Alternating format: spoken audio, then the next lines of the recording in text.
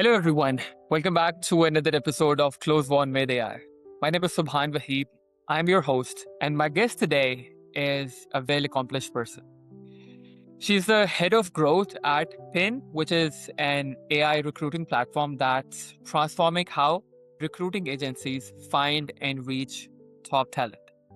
She's one of the most well rounded growth operators that I have come across. She's been a founding SDR multiple times, a growth manager, a GTM engineering lead, and now a head of growth, all in a span of just a few years. At Penn alone, she booked over 517 meetings as a sole business development person in 2025. So a huge number. Helped grow the ARR by around 800% and hit her entire year's quota by June. Before Ben, she was actually the part of the original Interseller team where she helped grow the ARR from 1 million to 3 million as the only SDR. She also founded herself. She built and ran Nola Food Delivery for 7 years and bootstrapped a non-profit from 0 to 8,000 a month in donations. She actually uses AI to sell AI every day at Penn. So this is going to be an amazing conversation. Help me welcome Erica Stacy. Erica, welcome to the show. How are you today? Hey, doing good. Had a great month in April, so really feeling good about May. And thanks for introducing me. When you put it that way, it makes me really sound like I'm something amazing, but I don't necessarily feel that way. You are. We generally tend to not put ourselves in the spotlight, but I really feel like you deserve the spotlight because of all the accomplishments that I just spoke about. And on top of that, because you just had an amazing April. I've been a part of sales teams. I know that not every month is where you can say that we've had our best month. Having a best month is an actual accomplishment. Let's talk about that. How did that happen? That April was the best month. I think it was um, a variety of things, but yeah, and we booked over 100 meetings. I think it's 103 was the count in the month of April. That was me, and then I have the help of my assistant Credence now. So she basically, I put in the groundwork and she just follows the instructions and she books the meetings for me as I've recently become head of growth. So I also manage our referral program and our influencer marketing program, among a few other things. So with that being said, we booked the 103 last month, and then our sales team also closed more than we've ever closed in a month. I'm not going to throw out any numbers because I don't think they would Yeah. appreciate that being public knowledge, but it was a great month all the way around. 103 meetings in a month. That's an amazing accomplishment. So, how much is the deal size? You don't have to be, but how much is the deal size on average? Like it's 10,000. What's a deal worth? Or actually, what's a meeting worth for you? It really just depends. Our system is set up to where it works for all the way from solopreneurs, like single agency recruitment owners, all the way to large internal teams and external teams alike. So the deal size varies pretty. I think I don't want to say that just because I don't want that to be public knowledge as well, because we're still in our growth stage. So we're not trying to get too much information out to our competitors, but we really seeing some really big deals come in, and it's a great feeling. I love that.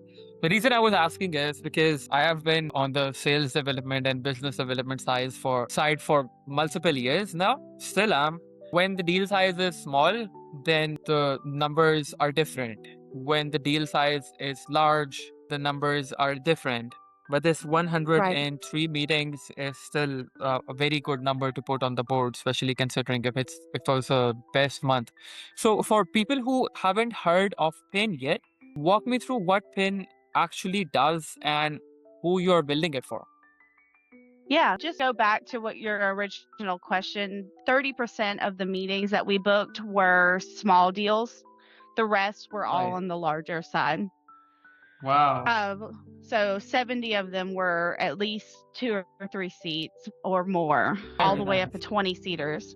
And so Pin is an affordable LinkedIn recruiter alternative that also finds more candidates than LinkedIn and sequences and reaches out to candidates on your behalf. And it's built for both agency recruiters and internal teams. So at any company that has a recruiter, you can use Pin.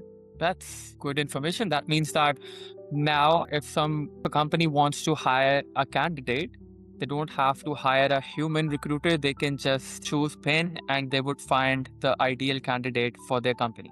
Is that how it works? Well, we're not exactly trying to replace the recruiter. We are trying to make the recruiter more effective.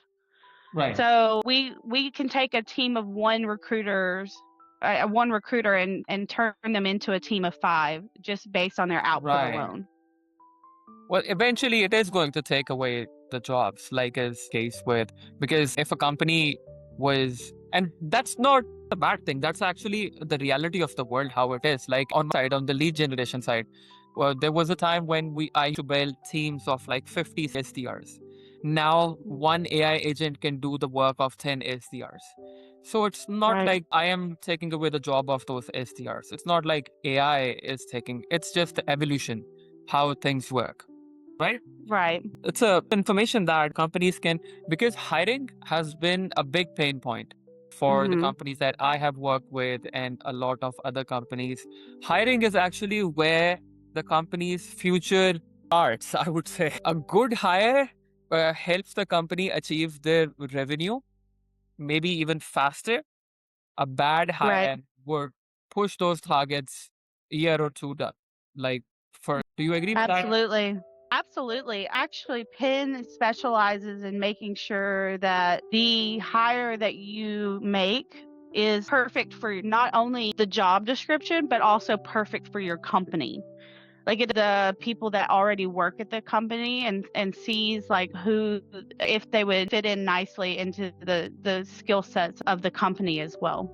Absolutely. So, how many reps do you have working to set up these meetings? You mentioned there was one other person. I didn't get the name of her. It's But myself, and then I have an assistant that does some of the outreach for me whenever I'm too busy to. And then okay. we just recently hired a second BDR. So we fully expect for this next coming up month to be the best month. And how long has it been since you've been a part of this company? I have been with Penn since November of 2024. So what is that, a year and 7 or 8 months? I'm not exactly sure what the math is on that. Okay. Because booked 517 meetings in 2005 as a sole business development person at Penn and helped grow the ARR by 800%. Those are amazing numbers. Even when this team grows, you are going to be their role model. They are going to look up to you. They are going to look up to your work and listen to your calls because you have set that benchmark. I would love to know, how do you ensure that you always put such amazing numbers on the board? It's a mixture of just experience and knowing how to talk to people, along with using AI to maximize my abilities. Like, for one of the things that I try to teach all my new reps is don't sell the meeting like as you're an AE. You are not. So many people out there say be consultative, but I think it's much more important to spark curiosity and also to know what causes your prospect to have a dopamine rush. So whenever you send them a message that gives them that little spike of happiness, they're automatically going to sign up for a meeting. So you just have to know your ICP very well and make sure that you giving them that little ping. Like it's like whenever you're looking at your cell phone and somebody sends you a message on, I don't know, Instagram or Facebook or whatever, and you get that little zing that makes you happy. It's the same thing. You just got to do that for your prospect. How can a person achieve that? And especially in outbound business development, because it is eventually sales. And how do we transform it from giving it a salesy vibe to a happy vibe. You really have to know your prospect and know what Yeah. is important to them. Yeah. I don't know. To me, it feels like BDR one-on-one. You need to understand, like for my customers, especially the agency recruiters, they like that it's a more affordable option to LinkedIn Recruiter. And so their little dopamine rush from the idea of saving thousands of dollars. Yeah. So the Um, offer has to be really good, right? When that gives a lot of confidence. So if you're selling an amazing offer, only then you're going to be able to give an amazing experience to the person on the other side. right. And that all goes down to whenever you're choosing the job that you decide to work. I know that the job markets are very difficult out there right now, but it's very important for you to interview the company that you are working for just as much as they are interviewing you. Because if your company that you're taking the job at doesn't have a great product or a great offer, then it's going to make your job very difficult. And Yeah. there's no magic wand that you can wave to make that better.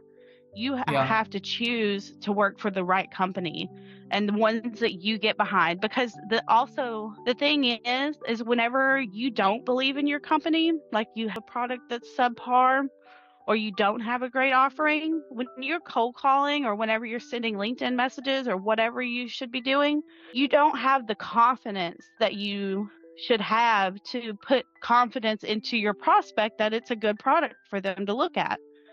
Yeah. So it all really comes down to the fact that you really have to make your prospect 100% confident that speaking to you is worth their time. Yeah. You mentioned that interviewing the company as well. So I have seen that's really important. People forget to do that. And just because of the pressure they are feeling of not having a job in the moment makes them make a really bad decision that enhances that pressure for the next 3 to 6 months, which eventually will have them get fired. Um, I Well, have seen and not such.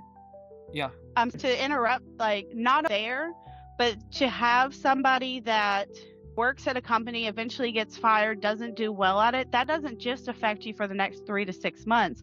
That affects you for the rest of your career Yes. because you don't make sure that you're set up for success whenever you're interviewing these companies that they're interviewing you, then you have a tarnished mark on your resume. Yeah. And That's true. it's super important. The guess is I haven't interviewed for a job in over 5 years. Every job that I have had has came to me and asked me to work for them because of my experience, because I had the great springboard of leaving Interseller with the stats that I did. That is a very good thought that you just shared, that it just doesn't affect you for the next 3 to 6 months. And I correct myself because you are right on this. It affects you for your entire career. I have seen people choose wrong jobs and then get blamed for not performing when the leads were bad or the offer were bad or the system was terrible. I actually saw I actually had a very first-hand experience like that with my team. Terrible system, Right. and the company kept on putting the pressure. Why are they not performing? But they never took responsibility that they had a terrible system, really cheap leads in the system. Just nothing was working, and all the blame was going on the SDRs. And when those SDRs were let go and they were applying to the next jobs, obviously the next people were asking them, why did you leave your previous job? And then when Hmm. they become truthful by saying that there were these problems, then the next company thinks this person is just backbiting on their previous company. When in reality, Exactly. that's not the case in most of the cases. They are actually just being truthful. And when they try to hide it, then the next company thinks they are just making stuff up. So they are Right. stuck in a rock and a hard place. So Right. I agree. That's important to be very selective with the position you choose. And you mentioned that over the past 5 years, you have not had to go out looking for jobs. It's a really good position to be in because you've had opportunities that have been very fruitful for you. So you didn't find yourself in a position where you had to look for different positions. because you Mhm. chose the right thing when starting out. So, walk me through what your outbound actually looks like at Pin right now. Like, if I was sitting next to you as a new hire and you were running a campaign today, what would I see you doing? The first thing that the thing that I started off with was just a really good email.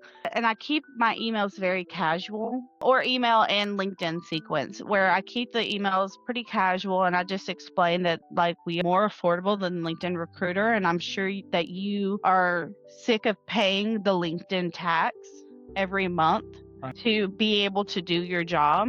And that really resonates. That's my coldest of cold outbound, is mentioning that we are more affordable and you don't have to pay this tax in order to be able to work.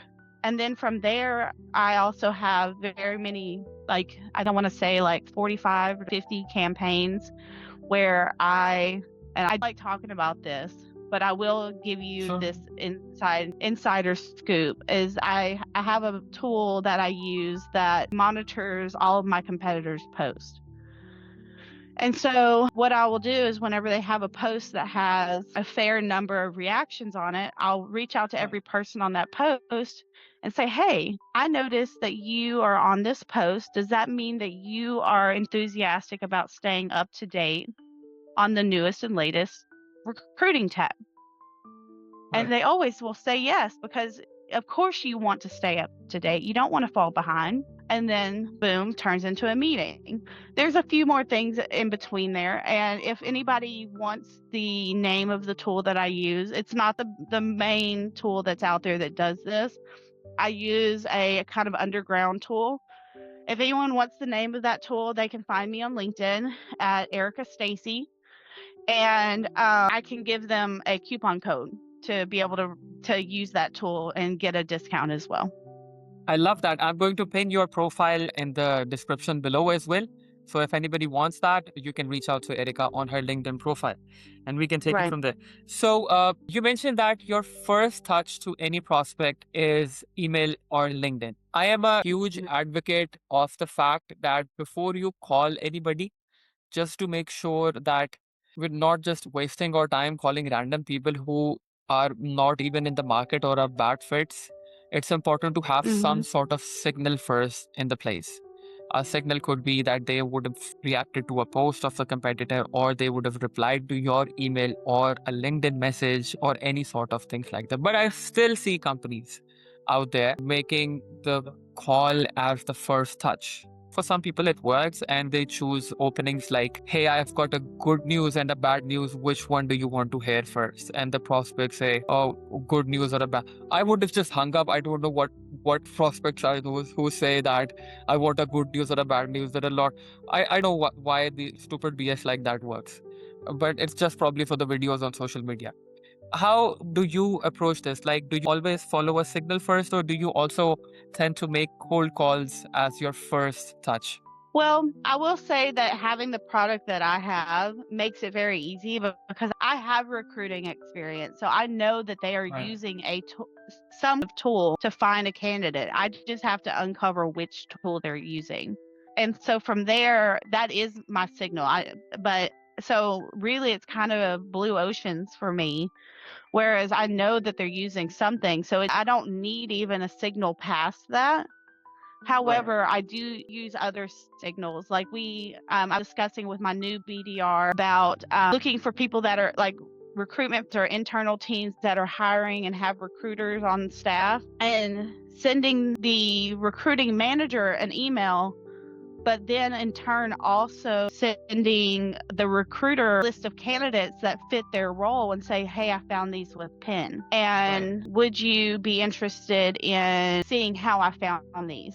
So I go both, like there's our positioning on like multi-threading, things like that, is Right. to just be not only helpful whenever it comes to giving them a better product to use, but helpful in the way of like helping them to actually do their job day to day and make their life a little bit easier. Because of course, whenever you make someone's life a little bit easier by giving them like a list of candidates that they possibly haven't seen before, Yeah. they are beholden to you at that point. They feel like they're going to take a meeting. Right. Erica, I want to ask you something about how a person should look for a job. It was a realization for me when I found out that companies actually hire recruiters or pay for tools to find candidates. Before this knowledge was in my head, I always used to think that companies always have like a line of candidates in front of their door, always, and they are always sitting behind, laid back, taking candidate after candidate. But that was not the reality, I found out. Still, there are a lot of people out there who are struggling to find jobs. So Yeah. there is a gap in between. So companies are struggling to find good candidates. Candidates struggling to find job opportunities. So companies hmm have a solution like Pen. How should the candidates make sure that they are available at the right place at the right time? Because what is it that they should do to come in front of recruiters so that they can get hired? Because LinkedIn job portal, where the job section, that's nothing. That's less than 1% of opportunities that are actually out there. What I would do is, instead of paying attention to the link, if I were on the job market, the Yeah. first thing I would do is ignore the job board, and I would get a sales navigator license, and I would look for companies that are the size that I want to work for. For instance, like, I am a startup junkie. I love startups. That's all I've worked in the last 5 years is at startups, and that's where I thrive. So I would look for companies that are like from 10 or 11 to 25 or so, or 50, I think the maybe. And then I would filter through them and just start looking at the companies. Like, if you want to be in recruiting tech, you would look in recruiting tech. If you want to be in software, you look in software, so on and so forth. And just look at what you're comfortable in and research those top companies that come up. And then go to the recruiter and go to the person that would be your manager and show them you know how to do the job. Actually treat them as if they were a prospect, but what you're selling is yourself, not necessarily what is the actual product. Like, when I got my job at Interseller, it was my very first job. And that's exactly how I got the job. Was I reached out on LinkedIn. I sent emails, very clever emails, and I made jokes in the emails about like if I'm being a pest, then I'll run away or something like that, just being silly. Yeah. And I really got their attention.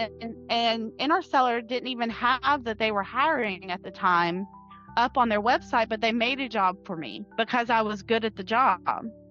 And that's Very really nice. what you have to do, is you have to show people that you are good. And I'm not talking about use AI to write. Right. AI typically makes crap messaging.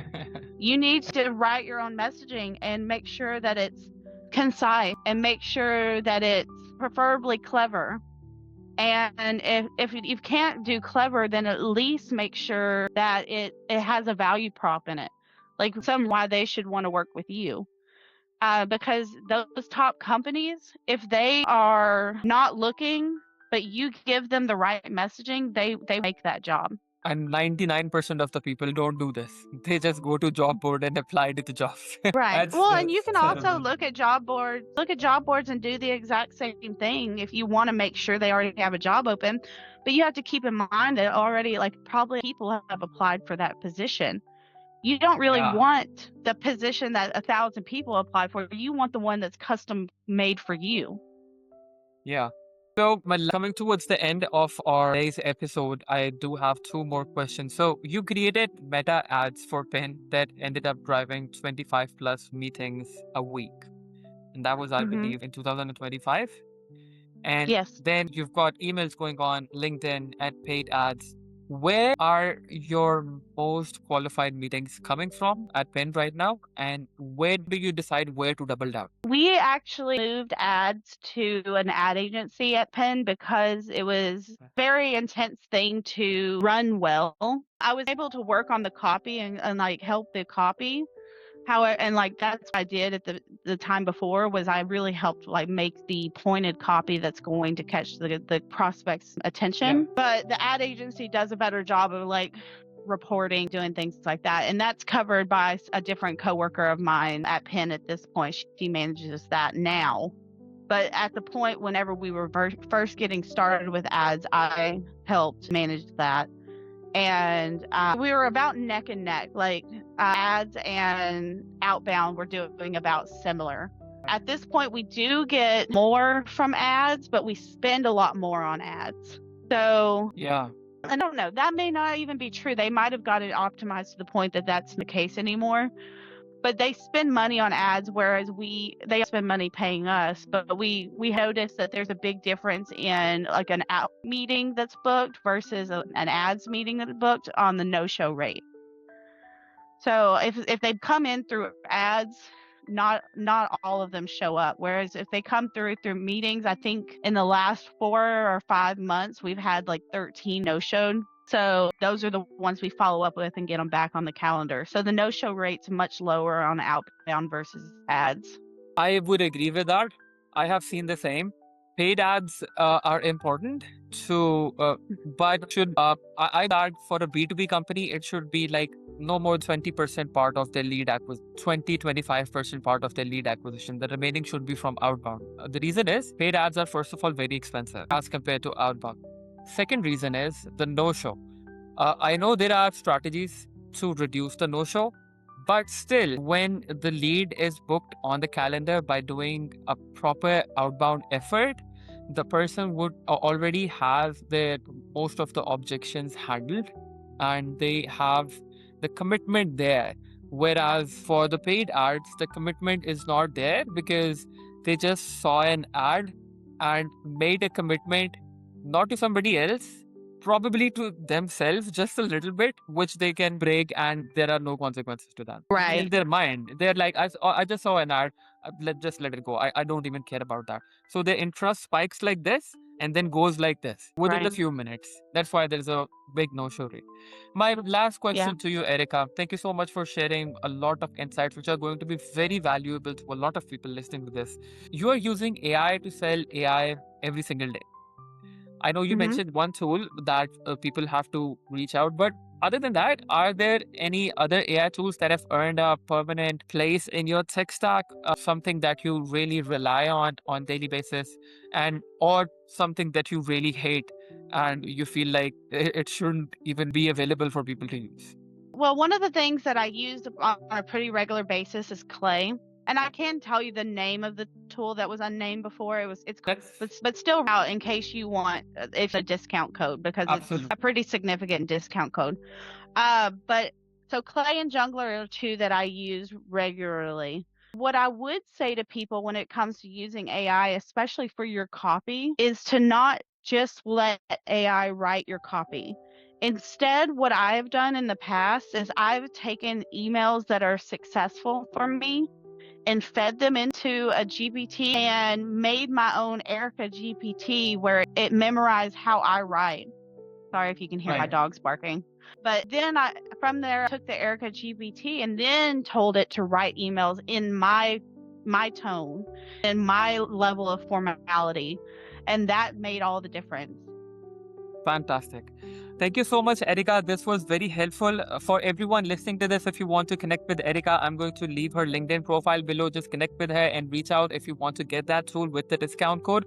And if you found this valuable, make sure that you subscribe so that you don't miss on the next episode. Thank you for watching, and I'll see you in the next episode. Just 1 second, Erica.